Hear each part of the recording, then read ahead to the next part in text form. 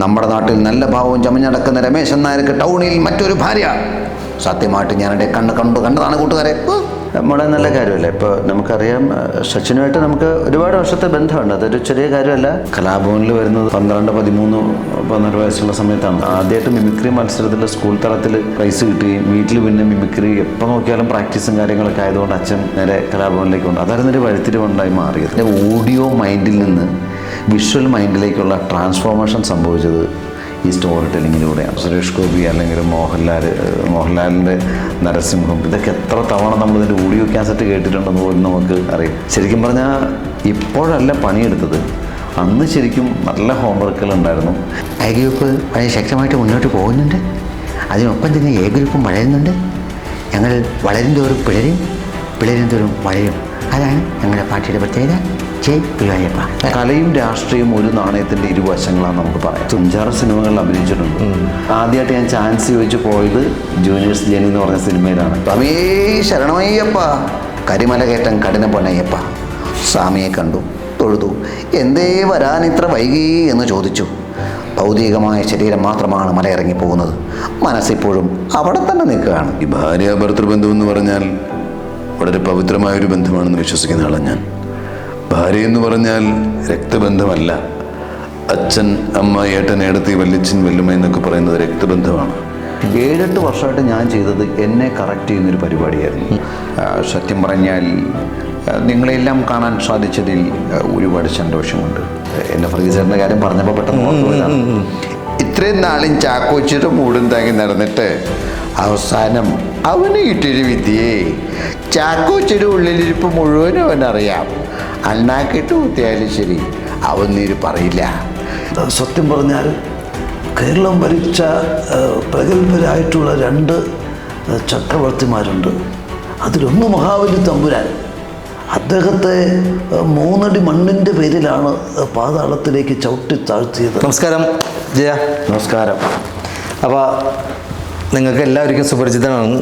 ഒരുപാട് മിമിക്രി വേദികളിലൂടെ ജനഹൃദയങ്ങളിലേക്ക് പല നടന്മാരുടെയും ശബ്ദം അനുകരിച്ചിട്ടുള്ള ഒരു വ്യക്തിയാണ്.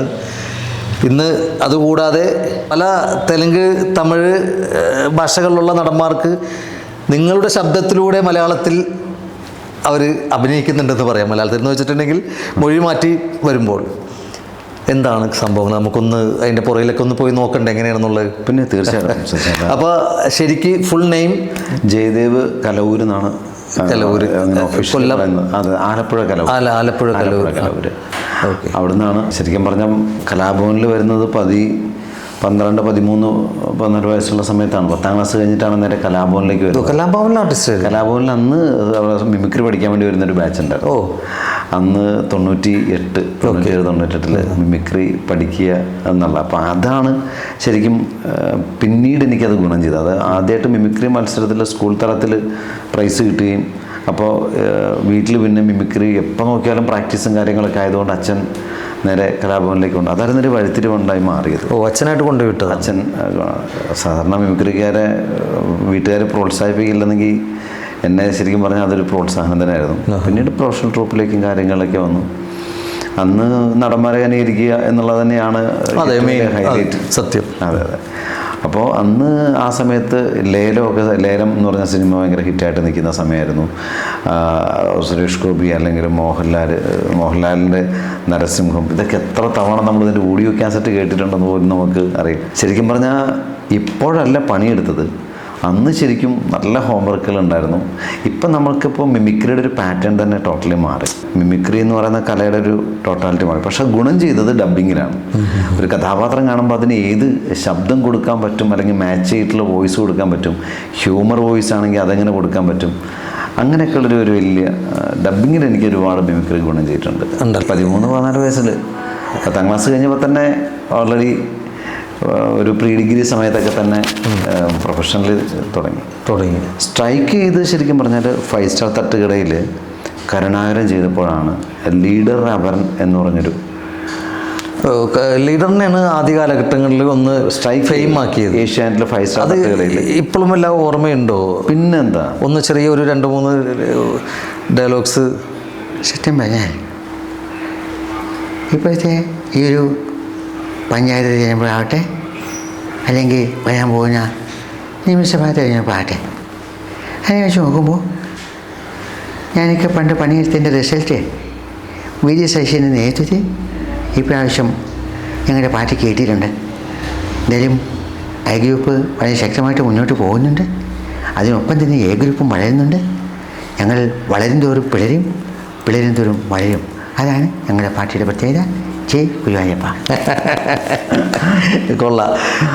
ആ കാലഘട്ടത്തിൽ ഞാനും ഈ പറഞ്ഞ പോലെ ഏകദേശം പഠിക്കുന്ന സമയത്താണ് ലീഡറിൻ്റെ വോയിസ് ഇമിറ്റേറ്റ് ചെയ്യാൻ ശ്രമിച്ചുകൊണ്ടിരുന്നത് വെച്ചാൽ ആ സമയത്ത് എനിക്ക് ഭയങ്കര ക്രൈസായിരുന്നു. കാരണം അതേപോലെ തന്നെ കെ നായനാർ സാറിൻ്റെ സൗണ്ടും നമുക്ക് നല്ല രസകരമായിട്ടുള്ളൊരു ടോണാണല്ലോ അത്. എൻ്റെ പേര് പറ. ഓ റൈറ്റ്. അപ്പം എൻ്റെ പരാതി എന്താണെന്ന് വെച്ചാൽ നമ്മളോട് പറ. പരിഹരിക്കാം. ഇങ്ങനത്തെ അതെ, അത് അന്നൊരു ഹരം തന്നെയായിരുന്നു. പിന്നെ അതുമല്ല രാഷ്ട്രീയപരമായിട്ട് ഇന്നത്തെ ഒരു ഞാൻ ഇതിലേക്ക് രാഷ്ട്രീയം പറയുന്നില്ല, പക്ഷെ നമ്മൾ സംസാരത്തിൽ നമ്മളിങ്ങനെ ഓരോ കാര്യങ്ങൾ കയറിപ്പോകുന്നുണ്ട്. അന്നത്തെ രാഷ്ട്രീയം ഒരു രസകരമായിട്ടുള്ള രാഷ്ട്രീയം. അതെ അതെ അല്ലേ? അതെ. ഇന്നിപ്പോൾ ഒരു റെസ്പെക്റ്റ് ഇല്ല. അതെ. അന്ന് എനിക്ക് തോന്നുന്നു ലീഡർ ഹോസ്പിറ്റലിലേക്ക് എടുക്കുമ്പോൾ ഞാൻ വായിച്ചിട്ടുണ്ട്, ഞാൻ കേട്ടിട്ടുണ്ടായിരുന്നു, അറിഞ്ഞിട്ടുണ്ട്. നായനാർ സാറ് പോയിട്ട് ഹോസ്പിറ്റലിൽ പോയിട്ട് ലീഡറിന്, കാരണം ലീഡറിനകത്ത് ഒരു ആക്സിഡൻറ്റ് ഗുരുവായൂർന്ന് വരുമ്പോൾ എന്തോ അല്ല, പൊളിറ്റിക്സിലും കലയും രാഷ്ട്രീയവും ഒരു നാണയത്തിൻ്റെ ഇരുവശങ്ങളാണ് നമുക്ക് പറയാം. തീർച്ചയായിട്ടും. ഇതിനകത്ത് പ്രത്യക്ഷത്തിൽ നമ്മൾ കാണുന്നതല്ല ആത്മബന്ധം. ഇപ്പോൾ ജി സുധാകരൻ സഖാവ് കാലുവയ്യാതിരിക്കുന്ന സമയത്ത് അവിടെ എത്തിയത് രാഷ്ട്രീയ ബന്ധം. അന്നും ഇത് രണ്ടും രണ്ട് തലത്തിൽ കാണുന്ന ഒരു തലമുണ്ട്. നമുക്ക് ഒരു പക്ഷേ എനിക്ക് പൊളിറ്റിക്കലി എൻ്റെ വോയിസ് കൊണ്ട് ഞാൻ ഒരുപാട് മിമിക്രിയിൽ, കാരണം വെച്ചാൽ ഏഷ്യാനെറ്റിൽ കോമഡി സ്റ്റാർ എന്ന് പറഞ്ഞ പ്രോഗ്രാം വരുമ്പോൾ അതിനകത്ത് ഈ പൊളിറ്റിക്കൽ സ്കിറ്റ് വരുമ്പോൾ അതിനകത്ത് മുഴുവൻ വോയിസുകളും ഞാൻ റെക്കോർഡ് ചെയ്യാറുണ്ട്. കാരണം എന്നെ വിളിച്ചു കഴിഞ്ഞാൽ ഏകദേശം ഉമ്മൻചാണ്ടി, അച്യുതാനന്ദൻ, അല്ലെങ്കിൽ നമ്മുടെ അന്നത്തെ ഓരോ രാഷ്ട്രീയ താരങ്ങൾ ആരാണോ ഹൈലൈറ്റ് ആയിട്ട് വരുന്നത് അവരുടെ ശബ്ദവും പഠിച്ചുകൊണ്ട് ഞാൻ ഇവിടുന്ന് വണ്ടി കയറും. ഞാൻ ഒറ്റയ്ക്കുണ്ടെങ്കിൽ ഒരു സ്ക്രിപ്റ്റ് ഇങ്ങ് തന്നാൽ മതി, ഞാനതിങ്ങനെ നമുക്ക് അതങ്ങനെ പറയാൻ പറ്റുമായിരുന്നു. പൊളിറ്റിക്കൽ ഉമ്മൻചാണ്ടി സാറിനെ ഇപ്പോൾ എനിക്ക് ഭയങ്കരമായിട്ട് ഉമ്മൻചാണ്ടി സാറിനെ ഒരു പക്ഷേ 2000 അദ്ദേഹം UDF കൺവീനറായിരുന്ന സമയത്താണ് ഞാൻ അനുകരിക്കുന്നത്. ഒന്ന് കോമഡി ഷോ എന്ന് പറഞ്ഞ സാജൻ പള്ളുരുത്തി, സാഞ്ചേട്ടനാണ് തന്നെ സാഞ്ചേട്ടനാണ് എന്നെ ആദ്യമായിട്ടൊരു പ്രമുഖ ചാനലിലേക്ക് ഇൻട്രൊഡ്യൂസ് ചെയ്യുന്നത്. കോമഡി ഷോയിലേക്ക് അന്ന് ഈ പുതിയ താരങ്ങളെ പരിചയപ്പെടുത്തുക എന്ന് പറഞ്ഞ സെഗ്മെൻ്റ് ഉണ്ട്. അപ്പം അതിനകത്ത് അങ്ങനെ സാഞ്ചേട്ടനാണ് പരിചയപ്പെടുത്തത്. അന്ന് ഞാൻ ഉമ്മൻചാണ്ടി സാറിനെ അനുകരിച്ചു. അപ്പം അന്ന് അവർ പറഞ്ഞു ആദ്യമായിട്ടാണ് ഈ ഉമ്മൻചാണ്ടി സാറിനെ അനുകരിക്കുന്നത് ഒരാൾ ആദ്യമായിട്ടാണെന്ന് പറഞ്ഞു. അത് സത്യം പറഞ്ഞാൽ ഇന്നും ഞാൻ ഉമ്മൻചാണ്ടി സാറിനെ വേദിയിൽ അവതരിപ്പിക്കാറുണ്ട്. സത്യം പറഞ്ഞാൽ കേരളം ഭരിച്ച പ്രഗത്ഭരായിട്ടുള്ള 2 ചക്രവർത്തിമാരുണ്ട്. അതിലൊന്ന് മഹാബലി തമ്പുരാൻ. അദ്ദേഹത്തെ 3 അടി മണ്ണിൻ്റെ പേരിലാണ് പാതാളത്തിലേക്ക് ചവിട്ടി താഴ്ത്തിയത്. എങ്കിൽ 3 അക്ഷരമുള്ള ഒരു പെണ്ണിൻ്റെ പേരിലാണ് എന്നെയും ചവിട്ടിത്താഴ്ത്തിയത്. പക്ഷേ കാലം ഇതെല്ലാം തിരിച്ചറിയുമെന്നുള്ള കാര്യത്തിൽ യാതൊരു സംശയവുമില്ല. എല്ലാവർക്കും നന്മകൾ നേരുന്നു. നന്ദി, നമസ്കാരം. എനിക്ക് ഭയങ്കര ഇഷ്ടമാണ് അദ്ദേഹത്തെ. പക്ഷേ ആ കാലഘട്ടത്തിൽ ജയൻ ശ്രദ്ധിച്ചിട്ടുണ്ടോ എന്ന് എനിക്കറിയില്ല. അന്നും ഈ സിനിമാ താരങ്ങളുടെ സൗണ്ടുകൾ എടുക്കുന്നുണ്ട്, പക്ഷെ അന്നും കൂടുതൽ ആളുകൾക്ക് വേണ്ടത് രാഷ്ട്രീയക്കാരായിരുന്നു. സറ്റയർ പറയുന്നത് അല്ലേ, സറ്റയർ പറയാം. അങ്ങനെയാണ് നമ്മൾ കണ്ടേക്കുന്ന മഹാരഥന്മാരായിട്ടുള്ളവരെല്ലാവരും നടന്ന വഴി സറ്റയർ പറഞ്ഞു പോകുന്നത് കൊണ്ട് ഇൻസ്റ്റൻറ്റ് കോമഡിയിൽ കിട്ടും പെട്ടെന്ന്. അതെ. ഇന്നിപ്പോൾ ഞാൻ ഇന്നത്തെ തെരഞ്ഞെടുപ്പിനെ കുറിച്ച് എനിക്ക് പരാമർശിക്കാൻ പറ്റുന്നെങ്കിൽ അതുകൊണ്ടായിരിക്കാം അങ്ങനെ വരുന്നത്. കാരണം ആ കാലഘട്ടത്തിൽ ഞാൻ കണ്ടിട്ടുള്ളത്, കാരണം എനിക്ക് മിമിക്രി ഭയങ്കര താല്പര്യമുള്ളൊരു വിഷയമായിരുന്നു. ഒരു 10ാം ക്ലാസ്സിലൊക്കെ പഠിക്കുന്ന സമയത്ത് അങ്ങനെ ഞാൻ ഒരു ലെറ്റർ എഴുതണായിരുന്നു. ആ ലെറ്റർ എഴുതി കൊടുക്കുന്നത് നിങ്ങൾ ഈ പറഞ്ഞ നമ്മുടെ സാജൻ പള്ളുരുത്തിക്കറായിരുന്നു. സാജേട്ടൻ, ഞാൻ സാജേട്ടൻ്റെ എന്ന ബ്രദറിൻ്റെ കൂടെ പഠിക്കണതാണ് കൊച്ചിയിൽ. അപ്പോൾ എനിക്ക് സാറിൻ്റെ കൂടെ ട്രൂപ്പിൽ എനിക്ക് വർക്ക് ചെയ്താൽ കൊള്ളാന്നുണ്ടെന്ന് പറഞ്ഞൊരു എൻ്റെ ഒരു ഭാഗ്യം ഇന്നും ഞാൻ വിചാരിക്കുന്നത്, ആദ്യമായിട്ട് എനിക്ക് ട്രൂപ്പിനകത്ത് ഒരു ദക്ഷിണ വെച്ച് തുടങ്ങുന്നത് കൊച്ചിൻ ഹാസ്യമിത്ര എന്ന് പറഞ്ഞൊരു ട്രൂപ്പ് ഉണ്ടായിരുന്നു. ചേർത്തല സാരംഗി എന്ന് പറഞ്ഞ ട്രൂപ്പിൻ്റെ ബി ട്രൂപ്പായിരുന്നു. അന്ന് കൊച്ചിൻ സംഘമിത്രയുടെ ക്യാമ്പ് കഴിഞ്ഞ് പോകുമ്പോൾ ഞങ്ങളുടെ ക്യാമ്പ് തുടങ്ങുകയാണ് രംഗകർ ഓഡിറ്റോറിയത്തിൽ. അപ്പോൾ സാഞ്ചേട്ടനാണ് തിരിതെളിച്ച്. അപ്പം ഞാൻ ആ കാല് തൊട്ട് അനുഗ്രഹമൊക്കെ വാങ്ങിച്ചു. അത് ഇന്നും അദ്ദേഹത്തോടൊപ്പം ഒരുമിച്ച് ഒരുപാട് വേദികളിൽ പുറത്തും ഒക്കെ പോകാൻ പറ്റിയിട്ടുണ്ട്.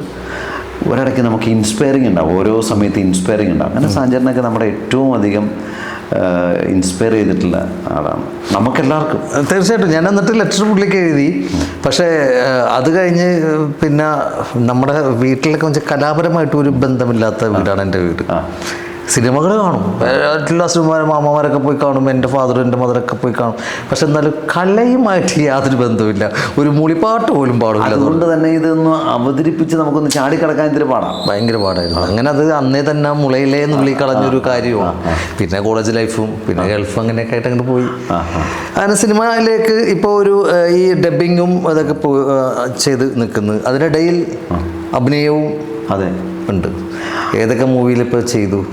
മൂവി ഇപ്പം ഏകദേശം ഒരു 5-6 സിനിമകളിൽ അഭിനയിച്ചിട്ടുണ്ട്. പക്ഷേ നമുക്കിപ്പോൾ ഇനിയിപ്പോൾ ഇറങ്ങാനുള്ളത് ജൂനിയേഴ്സ് ജേണി എന്ന് പറഞ്ഞാൽ അതിന് നല്ലൊരു ക്യാരക്ടർ അല്ലേ. അതൊരു മണി എന്ന് പറഞ്ഞൊരു ക്യാരക്ടർ, അത്യാവശ്യം ഒരു 8-10 സീനുള്ള 2 സീനിന് വേണ്ടി വിളിച്ചതാണ്.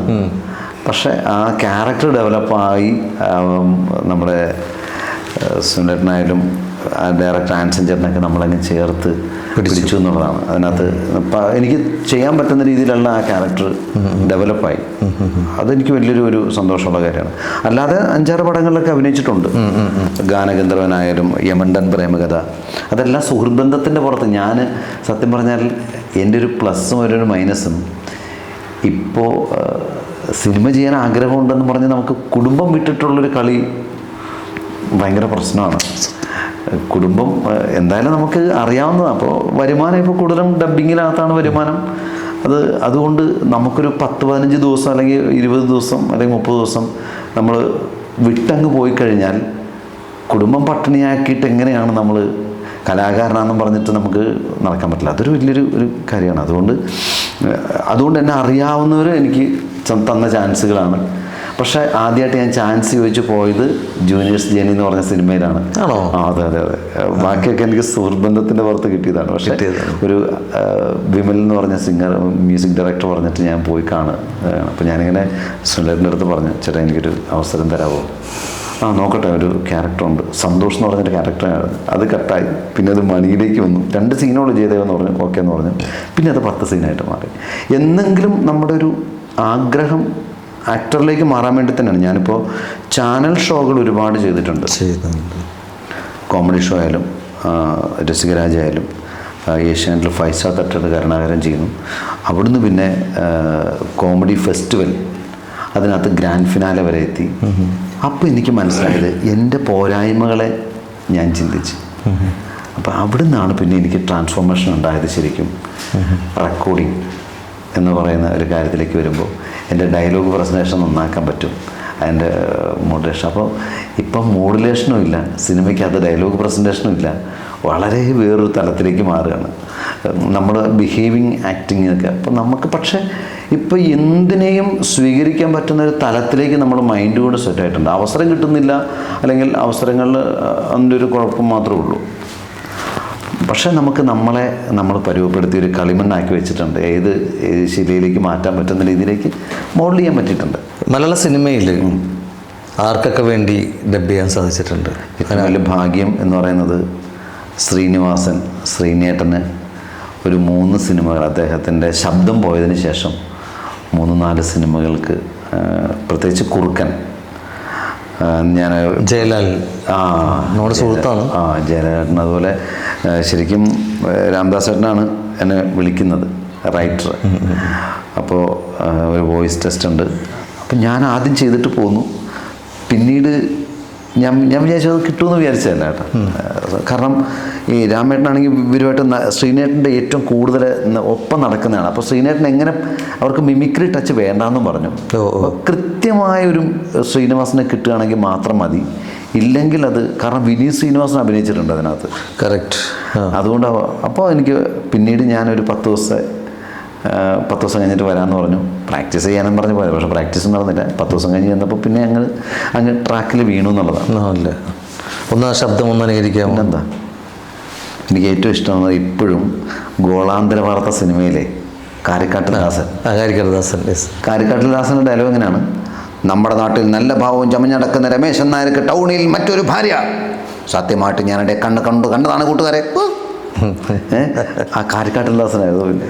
പിന്നീട് നമുക്ക് ഇപ്പോൾ ഏറ്റവും ഇഷ്ടം ഇപ്പം ചെയ്യുന്നത് സ്റ്റേജിലൊക്കെ ചെയ്യുന്നത് സ്വാമിയേ ശരണമയ്യപ്പ കരിമല കയറ്റം കഠിന പൊന്നയ്യപ്പ. സ്വാമിയെ കണ്ടു, തൊഴുതു.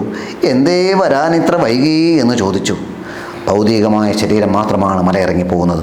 മനസ്സിപ്പോഴും അവിടെ തന്നെ നിൽക്കുകയാണ്. സ്വാമിയേ ശരണമയ്യപ്പ. ഞാൻ ജയൻ അത് പറഞ്ഞപ്പോൾ ഉണ്ടല്ല, ഞാൻ ആ മൂവിയിൽ ആ സീൻ കാണുന്നുണ്ട് മനസ്സിൽ. സത്യം ഞാൻ ആ സീതരയോ ആ സിനിമ എന്ന് പറയുന്നത് അതൊരു ഭയങ്കര രസകരമായിട്ടുള്ള സിനിമയാണ്. അത് മലയാള സിനിമയിൽ അങ്ങനത്തെ സിനിമകൾ വളരെ ചുരുക്കം, എണ്ണി പറയാൻ പറ്റാവുന്ന സിനിമകളേ ഉള്ളൂ. അതിലൊരു നമ്പർ 1 സിനിമ തന്നെയാണ് അയ്യോ വച്ചാ പോകല്ലേ.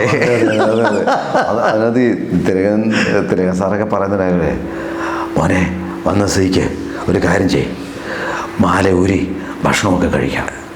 ഇല്ല, പുള്ളി നേരെ അച്ഛൻ നന്നാകാൻ വേണ്ടി മല കയറ്റി വിട്ടിട്ട് പിന്നെ അത് അയ്യോ രസകരമായിട്ടുള്ള സിനിമ തന്നെയായിരുന്നു അതൊക്കെ. അത് എനിക്ക് കാരണം നമ്മൾ ഒരു വിശ്വാസം എന്ന് പറയുന്ന സാധനമുണ്ട്, ചിന്തിക്കുന്ന കാര്യമുണ്ട്. ഇത് ശ്രീനിച്ചേട്ടൻ തന്നെ ശ്രീനിച്ചേട്ടൻ തന്നെ എഴുതിയ കഥയാണോ? ഞാൻ ആലോചിച്ച അതാണ്. കാരണം അന്നും സ്ക്രിപ്റ്റിങ്ങിനോട് ഭയങ്കര ഒരു ഇൻട്രസ്റ്റ് ഉള്ളതുകൊണ്ടിട്ട് ഞാനിങ്ങനെ ഓരോ സംഭവം ഞാൻ ഇപ്പം നിങ്ങളത് പറഞ്ഞപ്പോൾ ഞാനത് വിഷ്വലാണ് ഞാൻ കണ്ടത്. നമുക്ക് അങ്ങനെ കാണാൻ നമ്മൾ താല്പര്യം പ്രകടിപ്പിക്കുന്നത്. അപ്പോൾ അതൊക്കെ സത്യം ഒരിക്കലും നമ്മുടെ മനസ്സിൽ നിന്ന് ഒരിക്കലും പോലും വിമർശനത്തിൻ്റെ ഏറ്റവും പരകോടിയാണ്. അതിനകത്ത് ഇഷ്ടിയക്കളത്തിലുള്ള ഒരു സീനുണ്ട്. ഞാനിപ്പോൾ എനിക്കത് മനസ്സിലേക്ക് വന്നിട്ട് ഇവൻ ഒരു ഫ്രണ്ടിൻ്റെ അടുത്തേക്ക് പോണതും ഭൗതികമായിട്ട് ശരിക്കും നമ്മുടെ ഇടയിൽ അങ്ങനത്തെ ആൾക്കാരുണ്ട്. ഉണ്ട്. ഞാൻ ഒരിടയ്ക്ക് ഭയങ്കര ഡീപ്പായിട്ടുള്ള പ്രാർത്ഥന എന്ന് പറഞ്ഞ അപ്പം ഞാൻ വിചാരിച്ചു ഞാനൊരു കുടുംബനാഥനല്ലേ.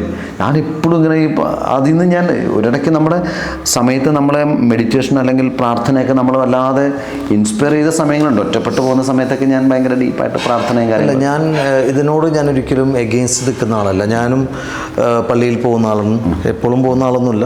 എൻ്റെ മനസ്സിൽ ചിലപ്പോൾ കാരണം ഞാൻ എപ്പോഴും പറയുന്ന ഒരു പോസിറ്റീവ് എനർജിയാണ്. അമ്പലം, ചർച്ച്, പള്ളി എന്നൊക്കെ പറയുന്നത് ഒരു പോസിറ്റീവ് എനർജിയാണ് നമുക്ക്. കാരണം നമ്മൾ ആ പരിസരത്ത് പോകുമ്പോൾ നമുക്ക് മാനസികമായിട്ടൊരു വല്ലാത്തൊരു സുഖം കിട്ടുന്നതാണ്. അല്ല, ഇപ്പം നമുക്കിരിക്കുന്നിടം നമുക്ക് പോസിറ്റിവിറ്റി ആക്കാൻ പറ്റുന്ന ഒരു തലത്തിലേക്ക് ചിന്തകൾ മാറി. അല്ല, ഞാൻ പറഞ്ഞു അതാണ്.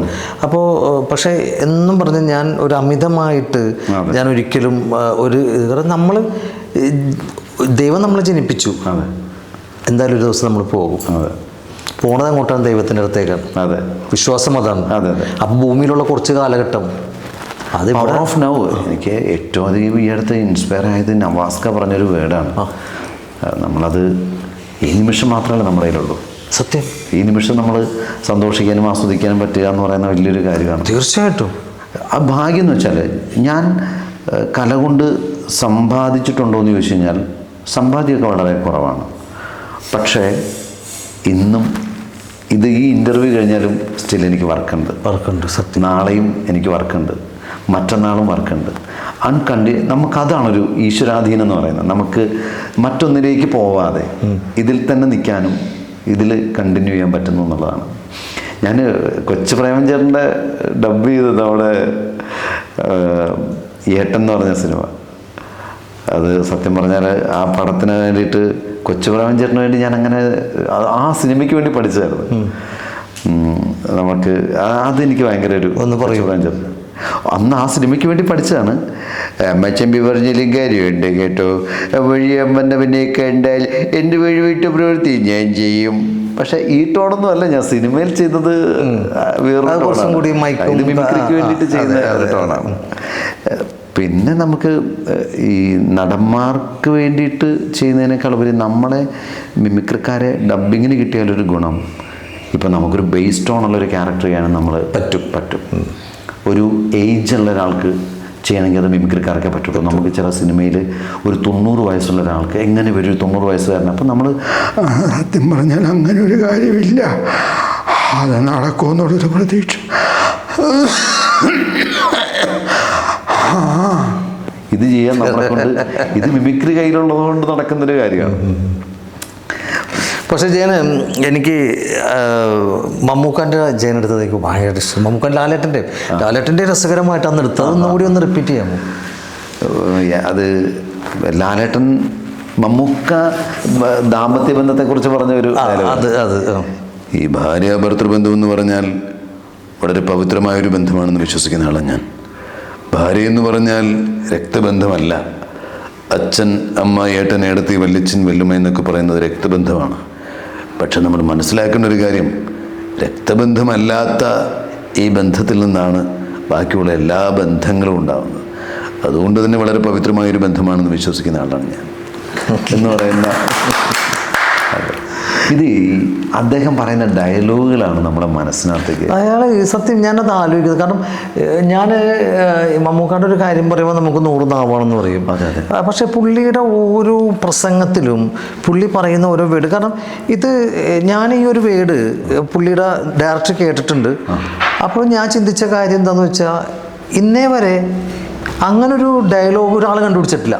അതെ, മാത്രമല്ല വിനായകൻ എന്ന് പറയുന്ന ഒരു നടനെ ഒരു കുഞ്ഞിനെ പോലെ ചേർത്ത് പിടിക്കുന്ന മമ്മൂക്ക നമ്മൾ കണ്ടത്. ഈ ചില സ്കൂളിൽ പഠിക്കുന്ന സമയത്ത് വികൃതിയായിട്ടുള്ള കുട്ടികൾ കാണും. അപ്പോൾ എങ്ങനെയാണ് അദ്ദേഹം ഒരാളെ ടേക്ക് കെയർ ആക്കുന്നത്? അല്ല, അയാളുടെ ഡയലോഗാണ് അത്. എത്ര വട്ടം നമ്മളൊക്കെ ഒരു സ്റ്റേജിൽ കയറി, ഇപ്പം ഞാനാണെങ്കിലും ഇത്രയും സ്റ്റേജ് എക്സ്പീരിയൻസ് ഉള്ള ഒരാളാണ് ജയനാണെങ്കിലും ഒരു സ്റ്റേജിൽ കയറി പ്രസംഗിക്കാൻ പറയുന്നത് നമ്മളൊന്ന് കൈവർക്കും. നോർമലി പ്രസംഗിക്കുക, കാരണം നമ്മുടെ വായിൽ നിന്നൊരു വേട് വിട്ടു പോയാൽ തീർന്നല്ലോ. പക്ഷെ പുള്ളി അത് പക്വതയോടുകൂടി ഓരോ ഡയലോഗ്, കാരണം ഞാൻ ആ പള്ളിയിലച്ഛനോട് അദ്ദേഹം സംസാരിക്കുന്നത്, ഇതിപ്പം ജയൻ പറഞ്ഞ പോലെ നമുക്ക് എന്ത് ബന്ധവും അറുത്ത് മുറിച്ച് കളയാൻ പറ്റും. പക്ഷെ ഒരിക്കലും നിങ്ങൾ, കാരണം ഒരു ബന്ധമില്ലാത്ത 2 പേരാണ് ഈ ബന്ധങ്ങളൊക്കെ ഉണ്ടാക്കിയിരിക്കുന്നത്. അത് ഭയങ്കര ഒരു കണ്ടുപിടുത്തമാണ്. കാരണം ഞാൻ ഇന്ന് വരെ അങ്ങനത്തെ ഒരു ഇത് കേട്ടിട്ടില്ല പുറത്ത്. അതേപോലെ തന്നെ ഇപ്പൊ ഈ അടുത്ത് ഇപ്പൊ വിനായകന്റെ കേസ്, വിനായകൻ എല്ലാവരും പുച്ഛിച്ച് ഭയങ്കര വിനായകൻ അങ്ങനെ പക്ഷെ വിനായകനും അങ്ങനെ തന്നെയാണ്. നമുക്കൊരിക്കലും മറ്റുള്ളവരുടെ കുറ്റം പറയാൻ പറ്റില്ല. വിനായകനും ആവശ്യമില്ലാണ്ട് പ്രശ്നങ്ങളിൽ ചെന്ന് ചാടുക, പ്രസ്താവനകൾ നടത്തുക.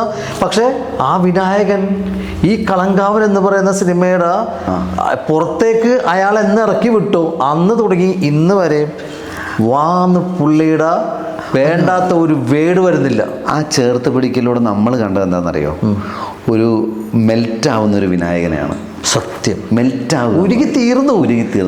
തൻ്റെ കുറ്റബോധം കൊണ്ടിട്ട് തല താഴ്ത്തിട്ടേക്കുന്ന പോലെ തോന്നി. അതെ. അല്ല, ഇതൊക്കെ നമുക്കിപ്പം അങ്ങനെ ഒരാൾ ചേർത്ത് പിടിക്കുന്നില്ലെങ്കിൽ എന്നും ആ മനുഷ്യനെ നമ്മൾ വേറൊരു തലത്തിലല്ലേ കാണുന്നത്.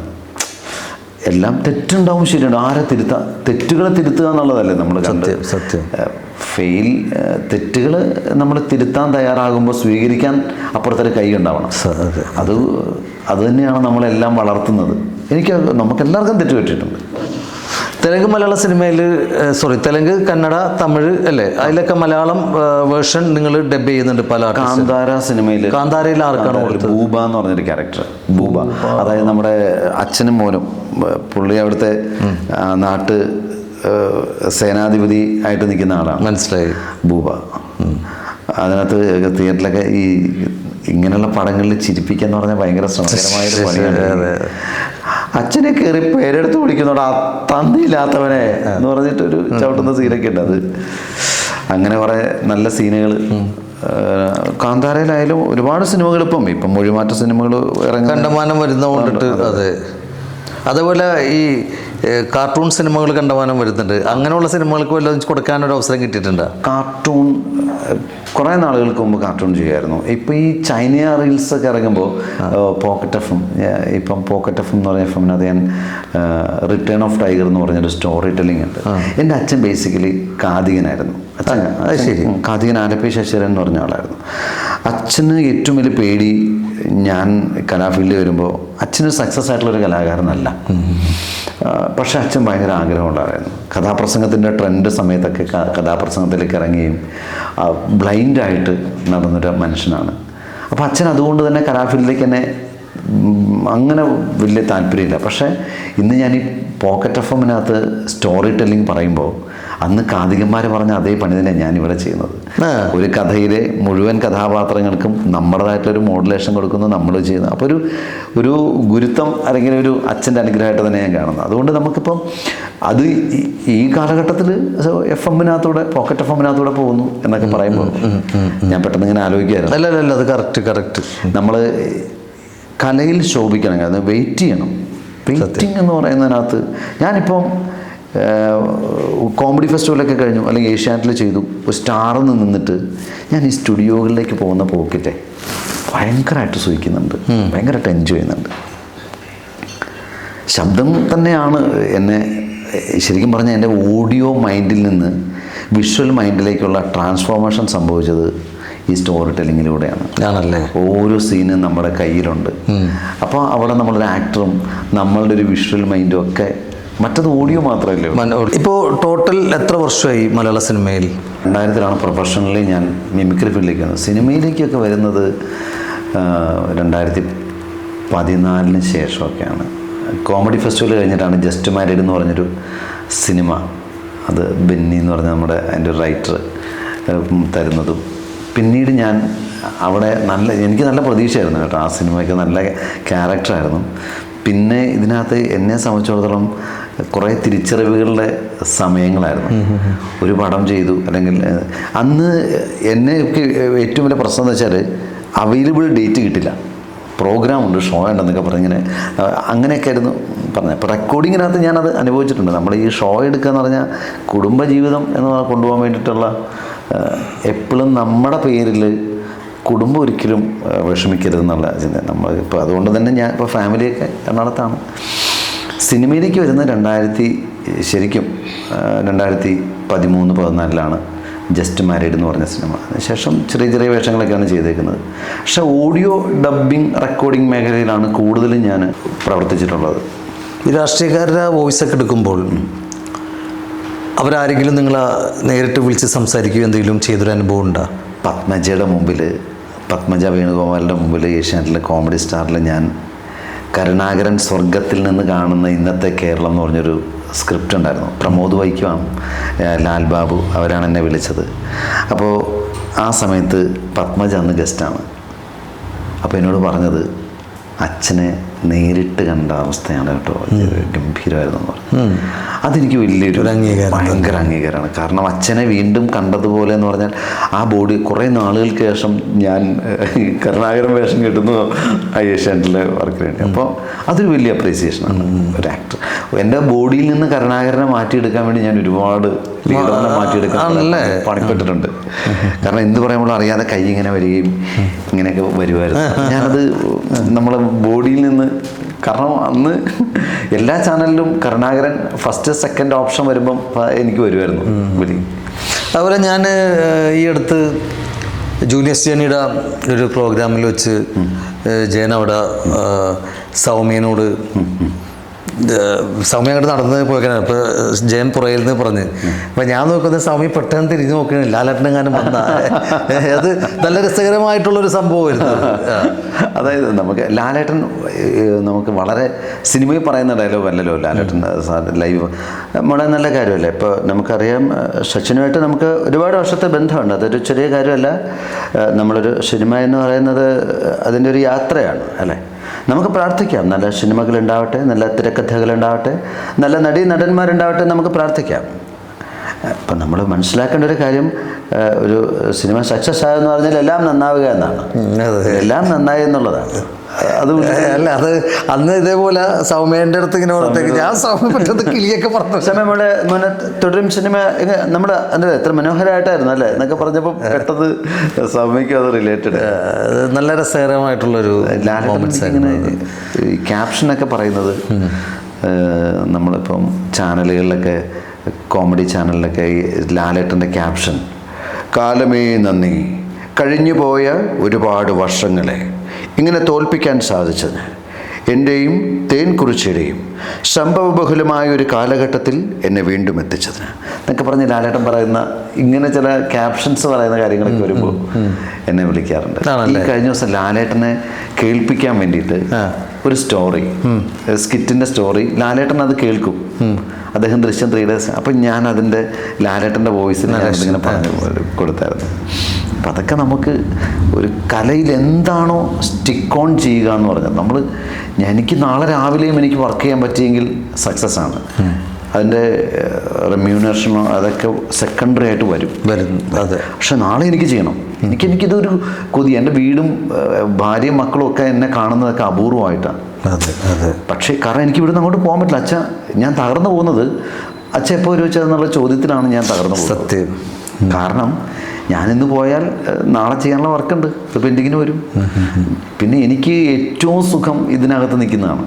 കല കൊണ്ട് നിൽക്കാൻ കിട്ടുന്ന സുഖവും സന്തോഷവും അതൊരു വേറെ ലോകമാണ്. നമ്മളിപ്പോൾ ഇവിടെ നിന്ന് സംസാരിക്കുമ്പോൾ പോലും നമ്മൾ വേറെ ഏതോ തലത്തിൽ നിന്നാണ് സംസാരിക്കുന്നത്. അതെ, പ്ലാൻഡ് അല്ല, ഒരിക്കലുമല്ല, സ്ക്രിപ്റ്റഡ് അല്ല. ഞാൻ ജയൻ എന്നോട് നമ്മൾ സംസാരിച്ചപ്പോൾ തന്നെ ജയനോട് പറഞ്ഞ കാര്യമുണ്ട്. നമ്മൾ പ്രീ പ്ലാൻഡ് അല്ല കേട്ടോ, ഒരു ക്വസ്റ്റ്യൻസ് പോലും നമ്മൾ തയ്യാറാക്കി വെക്കുന്നില്ല. പക്ഷെ അന്ന് നമ്മൾ സംസാരിച്ചപ്പോൾ ഇതൊന്നുമല്ല, നമ്മൾ വേറെ എന്തൊക്കെയോ തലത്തിലേക്ക് പോയി. അതായത് ഞാൻ പറയട്ടെ, എല്ലാത്തിനും അതിൻ്റെതായ സമയമുണ്ട് ദാസ എന്ന് പറയുന്നില്ലേ, ശ്രീനിവാസൻ പറയുന്ന പോലെ. അതിനകത്ത് നമുക്കെന്താ ഈ ബുദ്ധി നേരത്തെ തോന്നാഞ്ഞത്? എല്ലാത്തിനും അതിൻ്റെതായ ഒരു സമയമുണ്ട് ദാസ എന്ന് പറയുന്നില്ലേ. മലയാളികൾക്ക് ഏറ്റവും അധികം റിലാക്സേഷൻ കിട്ടിയൊരു വേർഡ് പണിയെടുക്കുന്നവന് കിട്ടുന്ന സമയമാകുമ്പോൾ വരും. സമയം ഞാനിപ്പോഴും എൻ്റെ സമയത്തിൽ 100% വിശ്വസിക്കുന്നതാണ്. അതുകൊണ്ടാണ് കണ്ടിന്യൂസ്ലി വർക്ക് ചെയ്യുന്ന ആളാണ് ഞാൻ. എനിക്കൊക്കെ എന്നെ കാണുന്നുണ്ട്, ഞാൻ സ്റ്റുഡിയോയിലാണ് മിക്കപ്പോഴും. കാരണം എനിക്ക് മോൾഡ് ചെയ്യണം, എനിക്ക് കുറച്ചുകൂടെ നന്നാക്കണം. എനിക്ക് വേറെ ഒരാളെയും കറക്റ്റ് ചെയ്യാൻ പറ്റില്ല. എൻ്റെ ഭാര്യനെ നന്നാക്കാൻ പറ്റില്ല, എൻ്റെ മക്കളെ നന്നാക്കാൻ പറ്റില്ല. പക്ഷേ എനിക്ക് എന്നെ നന്നാക്കാൻ പറ്റില്ലേ? അതെൻ്റെ ഏറ്റവും നന്നായിട്ട് കൊണ്ടുപോവുക. എൻ്റെ കൂട്ടുകാരനെ നന്നാക്കാൻ പറ്റുമോ? പറയാം. അതെ. പക്ഷേ അവനോട് എങ്ങനെ പെരുമാറണമെന്ന് എനിക്ക് നന്നായിട്ട് പഠിക്കാൻ പറ്റൂലേ? കറക്റ്റ്. അത് തന്നെയാണ് ഞാൻ നമ്മളെ കറക്റ്റ് ചെയ്യുന്ന പണിയിലാണ്, അല്ലാതെ വേറെ ഒന്നും നമ്മുടെ കയ്യിലില്ല. എന്താണ് ജയൻ്റെ അടുത്ത നെക്സ്റ്റ് ഒരു പ്ലാൻ എന്ന് പറയുന്നത്? 2026 ഞാൻ 2025 എനിക്ക് കുറേ നല്ല തിരിച്ചറിവായിരുന്നു. 2025 ഞാൻ നോക്കുമ്പോൾ എനിക്ക് വർക്ക് എന്ന് പറഞ്ഞാൽ കുറേ വർക്കുകൾ ഞാൻ ചെയ്തു. വർക്കുകളിനോടൊപ്പം തന്നെ അപ്പം ഞാൻ നോക്കുമ്പോൾ നമ്മുടെ വിഷൻ ബോർഡ് വേറെയാണ്, ട്രാക്ക് വേറെയാണ്. അപ്പോൾ വിഷൻ ബോർഡിലേക്ക് എത്തുക എന്നുള്ള 2026 സംഭവിക്കട്ടെ എന്നുള്ളത്. വിഷൻ ബോർഡ് എന്ന് വെച്ചാൽ കുറച്ച് നല്ല കഥാപാത്രങ്ങൾ അവതരിപ്പിക്കാൻ സാധിക്കുക. കാരണം ഇത്രയും ഒരു 9 വർഷത്തോളം ഞാൻ ഡബ്ബിങ് അന്നൊന്നും ഡയലോഗ് പറയാൻ പറ്റുന്നില്ലായിരുന്നു. 2025 ഓഡിയോ വർഷമെന്ന് പറയാം. കാരണം ഏറ്റവും കൂടുതൽ സ്റ്റുഡിയോകളിൽ ഞാൻ സമയം കളഞ്ഞ വർഷമാണ്. ഇപ്പോൾ സ്റ്റുഡിയോയിൽ നിന്ന് മറ്റേ PN മേനോൻ സ്റ്റുഡിയോയ്ക്കകത്ത് നിന്ന് തിരനോട്ടം എന്ന് പറഞ്ഞ സിനിമയിലൂടെയാണല്ലോ വെളിച്ചം കാണിക്കുന്നത്. എന്ന് പറഞ്ഞാൽ 2026 വെളിച്ചത്തിലേക്ക് മുഖം വരാൻ ശ്രമിക്കുക എന്നുള്ളതാണ് എൻ്റെ കൂടുതൽ ശ്രമങ്ങൾ. തീർച്ചയായിട്ടും. കാരണം കടന്നു വരണം. കഴിവുള്ള ഒരുപാട് കലാകാരന്മാർ, നിങ്ങളെപ്പോലുള്ള ആൾക്കാർ, ഞാനുള്ളത് പറയണം കേട്ടോ, ആത്മാർത്ഥമായിട്ട് തന്നെ പറയണം, ഒരുപാട് കഴിവുകളുള്ള ആൾക്കാർ ഇന്നും വെളിയിൽ നിൽക്കുകയും തീരെ കഴിവില്ലാത്ത ആൾക്കാർ വന്ന് വിലസുന്നൊരു മേഖലയാണ്. കാരണമുണ്ട്. സത്യം പറഞ്ഞാൽ ഈ നമുക്കൊരു ജഡ്ജ്മെൻറ്റ് നമ്മൾ കൊടുക്കുക. എൻ്റെ പ്രശ്നം എന്താണെന്നറിയോ? ഞാനത് തിരിച്ചറിഞ്ഞ എനിക്ക് ഒരുപാട് പേര്, ഞാൻ ഒരു ലൊക്കേഷൻ ചെന്ന് കഴിഞ്ഞാൽ നമ്മളെ അറിയാവുന്ന ഒരുപാട് പേരുണ്ട്. ഒന്ന് ജസ്റ്റ് കോൾ ചെയ്തിട്ട്, മമ്മൂക്കൊക്കെ ഇപ്പോഴും ചെയ്യുന്നത്, അവരൊക്കെ വിളിച്ചാൽ ഞാൻ എന്താണ് എന്നെ വിളിക്കാത്തത് എന്നാ ചോദിക്കുക. നീ എന്താണ് എന്നെ വിളിക്കാത്തത്? എൻ്റെ പ്രവർത്തനത്തിൽ വേറൊരു കാര്യമുണ്ട്. അങ്ങോട്ട് വിളിച്ച് ചോദിക്കുമ്പേ എടുക്കാത്തവൻ പോലും ഫോൺ എടുക്കും. വിളിക്കാത്ത എന്താണെന്ന് ചോദിക്കുമ്പോൾ അതിനുള്ള കറക്റ്റ് മറുപടി കൊടുക്കും. നമ്മൾ വിളിക്കുമ്പോൾ വിളിക്കണ്ട് ആ മൈതാൻ വിളിക്കണ്ട്. മൈതാന്നാണ് പറഞ്ഞത്, തെറിയല്ല, തെറ്റിദ്ധരിക്കണ്ട. അവൻ വിളിക്കുന്നുണ്ട്, അയാൾ മാറ്റി വെക്കും. ഇത് നമ്മുടെ പോട്ടെ, ഇത് സിനിമാക്കാരൻ. നമ്മുടെ കൂടെ നടക്കുന്നവന്മാർ ചില സമയത്ത് എടുക്കൂല. അപ്പോൾ ഒന്ന് ആലോചിച്ച് നോക്കി. അല്ല, ഞാനിത് കുറേ ബുദ്ധിമുട്ട് അനുഭവിച്ചിട്ടില്ല കേട്ടോ. അന്ന് ചാനലിലേക്ക് വേണ്ടിയിട്ടായിരുന്നു ഈ വിളിയെല്ലാം വിളിച്ചത്. ചാനലിൽ ഷോ നടക്കുമ്പോൾ ഞാൻ വിളിക്കും, നമ്മളെങ്ങനെ വിളിക്കും. കാരണം പിന്നെ ഞാൻ മനസ്സിലാക്കിയത്, നമ്മളെ ആവശ്യമുണ്ട് എങ്കിൽ നമുക്ക് കോൾ വരും. തീർച്ചയായിട്ടും.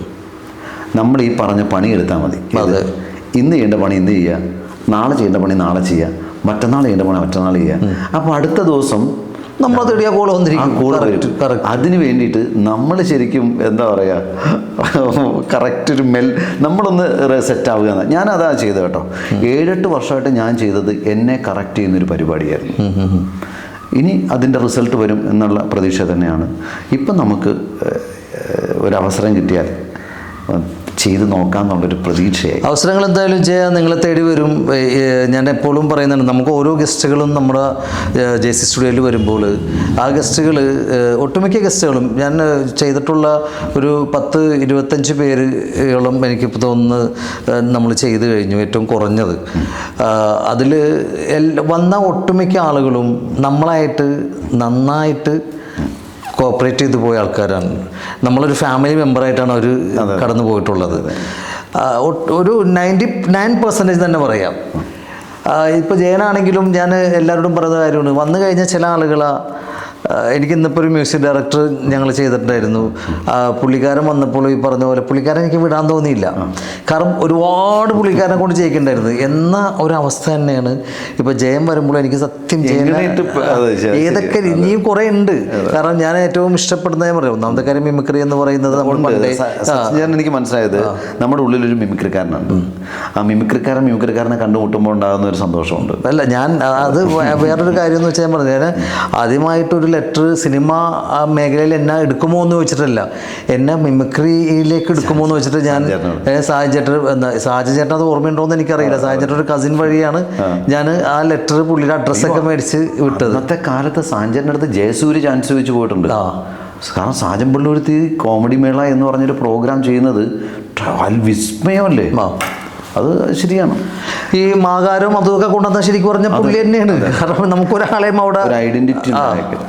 അപ്പോൾ അങ്ങനത്തെ ഒരു സംഭവം നമ്മുടെ മനസ്സിലും ഉണ്ട്. അപ്പോൾ ഒരുപാട് എനിക്ക് ഒന്നും കൂടി ഞാൻ ഇതിൻ്റെ ഇടയിലില്ല, ഞാൻ മറന്നു നസീർ സാറിൻ്റെ ഡയലോഗ് ഒന്ന് വല്ല. സത്യം പറഞ്ഞാൽ നിങ്ങളെല്ലാം കാണാൻ സാധിച്ചതിൽ ഒരുപാട് സന്തോഷമുണ്ട്. സച്ചിൻ്റെ എല്ലാ സ്വപ്നങ്ങളും 2026 പൂവണിയൻ സാധിക്കട്ടെ എന്ന് പ്രാർത്ഥിക്കുന്നു. എല്ലാവിധ ആശംസകളും നേരുന്നു. ഞാൻ നസീർ സാറിൻ്റെ മകൻ ഷാനവാസ്ക ഇവിടെ കമ്പനി പഠിക്കാറ്റൊരു ഫ്രണ്ട് ഉണ്ട്, അഞ്ജു എന്നാണ് പേര്. പുള്ളി ബോഡി ഗാർഡിൻ്റെ കോ പ്രൊഡ്യൂസറൊക്കെ ആയിരുന്നു. പുള്ളിയുടെ വീട്ടിൽ ഷാനവാസ്ക, ഞാനിപ്പോൾ പുള്ളിയുടെ വീട്ടിലുണ്ട്. ഷാനവാസ്ക വന്നു. അപ്പോൾ വന്ന് ഞാൻ ഇങ്ങനെ വീട്ടിൽ പരിചയപ്പെട്ടു സച്ചിൻ. അപ്പം ഞാൻ ശരിക്കും എനിക്ക് ആകെ കൺഫ്യൂഷൻ. ഞാൻ ചെയ്ത് ഫോൺ ചെയ്ത് ഇവിടെ എൻ്റെ മദറിന് വിളിച്ച്, മുച്ചി ഒരു മിനിറ്റ് കേട്ടാ, കാരണം നസീർ ഖാൻ്റെ വലിയ ഫാനാണ്. ഫോൺ കൊടുത്ത് മുച്ചി എന്തൊക്കെയുണ്ട് വിശേഷം, സെയിം എന്ന് വെച്ചാൽ ഞാനപ്പത്ത് സ്പീക്കറിട്ട് കൊടുക്കണേ. പുള്ളി ഇങ്ങനെ സംസാരിക്കുന്നുണ്ട്, പുള്ളി സ്പീക്കറിലിട്ടും ഇങ്ങനെ പിടിച്ചിട്ട് പുള്ളി സംസാരിക്കുന്നുണ്ട്. ആരാ ഉമ്മിച്ച് പേടിച്ച്. ഞാനിങ്ങനെ ലാലേട്ടൻ്റെ വോയിസ് ഞാൻ പങ്കെടുക്കാറുണ്ട്. എൻ്റെ കൂട്ടുകാരന്മാരെ സ്ഥിരം വിളിച്ചിട്ട് ലാലേട്ടൻ ലാലേട്ടൻ അടുത്തുണ്ട് കേട്ടോ, പറ മോളെ എന്തൊക്കെയുണ്ട് വിശേഷങ്ങൾ, സുഖമല്ലേ, ഇങ്ങനെ പറഞ്ഞു ഞാൻ പറ്റിക്കാറ് പെട്ടെന്ന്. ഞാൻ പക്ഷേ ഞാനത് എനിക്ക് ഭയങ്കര ശരിക്കും ആ ചിരിയും എല്ലാം പുള്ളിയുടെ നമ്പർ വന്നിട്ട് എനിക്ക് തരുകയും ചെയ്തു. എന്ന് പറയുമ്പോൾ നമ്മൾ NF വർഗീസ് ആ വീട്. പിന്നെ ഇതിൻ്റെ തൊട്ടപ്പുറത്ത് ടീച്ചറിൻ്റെ വീട്, അതായത് എൻ്റെ കിച്ചണിൽ നിന്ന് NF വർഗീസറിൻ്റെ വീടാണെന്ന്. NF വർഗീസേട്ടനാണ് ഞാൻ ആദ്യമായിട്ട് എനിക്ക് ഈ NF വർഗീസേട്ടൻ്റെ വേറൊരു സ്റ്റൈലുണ്ട്. അദ്ദേഹം സ്കിറ്റിലൊക്കെ ചെയ്തിട്ടുള്ളൊരു ശൈലിയാണ്. മദ്യപിച്ചിട്ട് സാധാരണ എല്ലാവരും പറയും ഞാൻ തിരിച്ചു പോകുന്നു, ഈ മൺകുടം തിരികിടാത്തൊരു വിളക്ക്, ഇങ്ങനെയൊക്കെ പറയുന്നൊരു ഡയലോഗുണ്ട് പുള്ളിയുടെ സ്റ്റഫായിട്ട്. അടിച്ചത് ആരാണ് നിന്നെ, ആണ്ടവനോ അതോ സേഡ്ജിയോ? ഇതൊന്നും അല്ലാതെ വെള്ളം അടിച്ചിട്ട് ലേലം സിനിമയിൽ പറയുന്നൊരു ഡയലോഗ്. NF വർഗീസേട്ടൻ്റെ കാര്യം പറഞ്ഞപ്പോൾ പെട്ടെന്ന് ഓർത്തുപോയതാണ്. ഇത്രയും നാളും ചാക്കോച്ചിട്ട് മൂടും താങ്ങി നടന്നിട്ട് അവസാനം അവന് കിട്ടിയൊരു വിധിയേ, ചാക്കോച്ചിയുടെ ഉള്ളിലിരിപ്പ് മുഴുവനും അവനറിയാം. അണ്ണാക്കിട്ട് ഊത്തിയാലും ശരി അവൻ നീര് പറയില്ല. കരിമ്പനാരെ സന്നിച്ചം പറഞ്ഞതിൻ്റെ ബാക്കി നീ പറഞ്ഞാൽ മതിടാ പൊന്നു മോനെ.